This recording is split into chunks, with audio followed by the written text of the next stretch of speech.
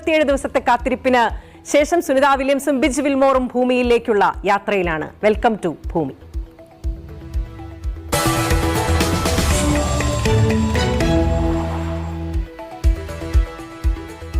Boeing company നിർമ്മിച്ച അന്താരാഷ്ട്ര space സ്റ്റേഷനിലേക്ക് അയച്ച സ്റ്റാർലൈനർ പേടകത്തിലാണ് സുനിത വില്യംസും ബിജ് വിൽമോറും 2024 ജൂൺ 5-ന് യാത്ര തിരിക്കുന്നത്.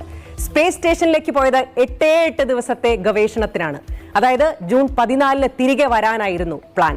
പക്ഷേ 8 നാൾ ദൗത്യം നീണ്ടത് 287 ദിവസമാണ്.